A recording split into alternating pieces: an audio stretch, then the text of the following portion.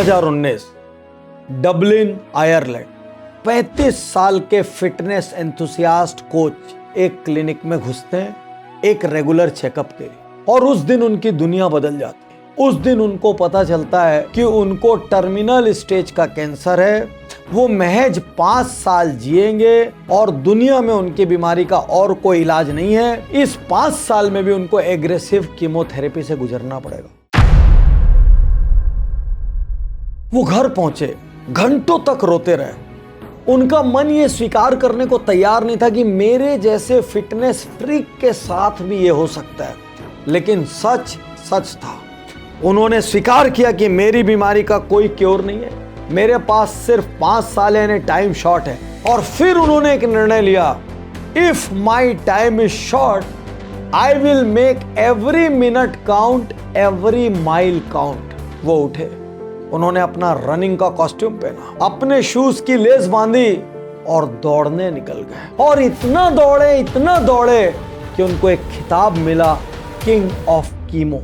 उन्होंने एक बार फिर अपनी जिंदगी की शुरुआत की। उन्होंने मैराथन दौड़ना स्टार्ट किया। कभी आईवी लगा के दौड़ते, कभी उल्टी की फीलिंग के साथ दौड़ते, कभी पेट दर्द के साथ दौड़ते, लेकिन 1-2 नहीं 15 मैराथन दौड़ी। जैसे जैसे उनके बारे में मीडिया में कवर हुआ, लोग उनको देखने आने लगे, लोग उनके साथ दौड़ने लगे, लोग उनको सोशल मीडिया पर डालने लगे और वो धीरे धीरे पब्लिक के लिए उम्मीद की एक किरण हो गए। लोगों को लगा यार हम छोटी छोटी बीमारियों से हार जाते हैं, परेशान हो जाते हैं, खुद के साथ गलत करते हैं, परिवार के साथ गलत करते हैं, लेकिन ये व्यक्ति जिसको पता है ये महज कुछ साल जिंदा रहेगा, उसके बाद भी ये हर दिन को इस तरीके से जी रहा है और सबको चौंकाते हुए 2024 में अपना एक ऐतिहासिक मिशन लॉन्च किया। 7 मैराथन, 7 कॉन्टिनेंट, 7 डे, जहां सुबह की शुरुआत अंटार्कटिका में होगी तो रात टोक्यो में होगी। और इस मिशन का लक्ष्य क्या था? कैंसर के रिसर्च के लिए फंड इकट्ठा करना। इनका मोटिवेशन देख के हजारों स्पॉन्सर्स आगे आ गए। दुनिया में लाखों इंडिविजुअल लोगों ने डोनेट करना शुरू किया और उन्होंने उस असंभव को संभव कर दिखाया। कैंसर रिसर्च के लिए $500,000 उन्होंने जमा किए, जिससे भविष्य में किसी और को अपना कैंसर पहले से पता लग सके। अब आखिरी दिन था, उनका शरीर थक चुका था, किसी नॉर्मल आदमी का भी थक जाता, लेकिन उस व्यक्ति को इतना कीमो हुआ था कि शरीर में किसी अंग में ताकत नहीं बची थी, कुछ भी नॉर्मल और नेचुरल नहीं था।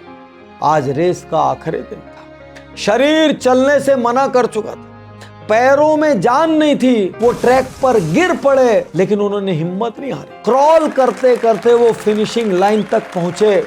चारों ओर लोग रो रहे थे, उनके आंसू गिर रहे थे, लेकिन किसी को इस बात की परवाह नहीं थी कि वो इतने धीरे घिसट रहे हैं। सबको इस बात का आश्चर्य था, यार किस मिट्टी का बना है ये शख्स जो रुकने से इनकार कर रहा है। और यहां पर आपके लिए सबसे बड़ा सवाल है, क्या शरीर में कोई छोटी मोटी समस्या है जिसके लिए आपने सपने छोटे कर लिए, जिसके लिए आपने अपने आप को रोक लिया है, जिसके लिए आप कभी खुद को कोसते, कभी परिवार को कोसते, कभी परिस्थिति को कोसते हैं? क्या व्यापार में, करियर में कोई छोटा मोटा धक्का लग गया है जिसकी वजह से आपके सपने मर गए, जिसको आपको लगता है जीने का कोई मतलब नहीं है?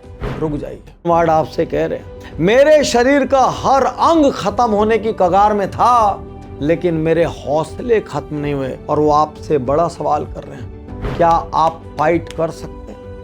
क्या आपके अंदर फाइट करने का हौसला है? क्योंकि जिस क्षण आप हौसला दिखाएंगे, जैसे उनके आसपास सैकड़ों हजारों सपोर्टर खड़े हो गए, उनकी नेक नियत में सारी दुनिया साथ आ गई, ठीक वैसे ही आप देखेंगे अचानक कि आपके मिशन में बहुत सारे लोगों की हिस्सेदारी है। उनमें से कुछ नियर डियर हैं और कुछ के लिए आपने स्वप्न में भी नहीं सोचा था ये कभी मेरे साथ आके खड़े होंगे। हिम्मत हारना सबसे सरल काम, टूट जाना, बिखर जाना सबसे सरल काम है, दूसरों पे दोष डालना सबसे सरल काम है, अपने आप को कोसना, दुनिया को कोसना सबसे सरल काम है, लेकिन अभी उठकर एक निर्णय सॉल्यूशन के लिए लेना और आगे बढ़ना वो सबसे कठिन काम है, लेकिन वही काम है जिसमें सम्मान है, जिसमें इज्जत है, जिसमें पैसा है, जिसमें अवसर है और जिसमें जीने के लिए एक और उमंग है। खड़े हुई।